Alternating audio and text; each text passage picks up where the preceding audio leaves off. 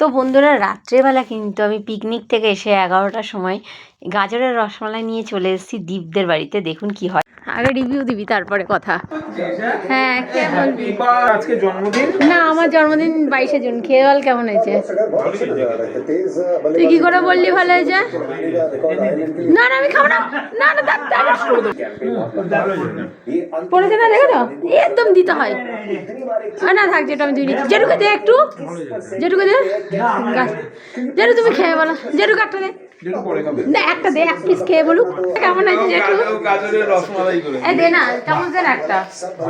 ও হ্যাঁ, চামচ পাগল দেখো, যেটু তোমাকে ফেলে খেয়ে নিচ্ছে।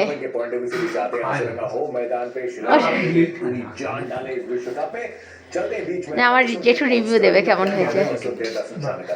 রসমালাইটা খেয়ে এটা দেখো জেঠু। হ্যাঁ, বাট গাজরের।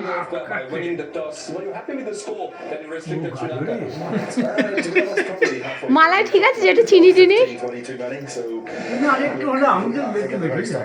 মিষ্টি মিষ্টি খাই যেটু। আমি তো জানি না, আমি তো টান টান রেখেছি আরো মিষ্টি।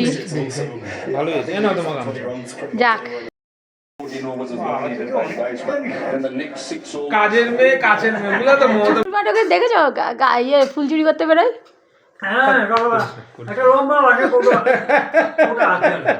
আচ্ছা, তারপর কে মিঠু পাঠক দেখেছো যেখানে? হ্যাঁ, কটা ফুল? এটা তো কাপড়ের প্লাস্টিকে দু প্লাস্টিক হয়ে যায়।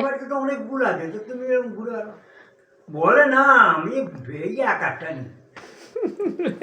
ওর এক একটা দু প্লাস্টিক ভালো করে এত ভুল নিয়ে বলো। ওই তো বেলপাতা দেয়, এতগুলো বেলপাতা দেয়, মন্দিরে দেয়, লোকের বাড়ি বাড়ি দেয়। হ্যাঁ, মন্দিরে তুমি এগুলো করে লাভটা কি? নাও আগা করে এরকম মন্দির মন্দিরে ইয়ে করার কি না, আছে? এটা ডার্ক চকলেট দীপ দিয়ে শোনার জন্য। এটা না, সেলফি সেলফি সেলফি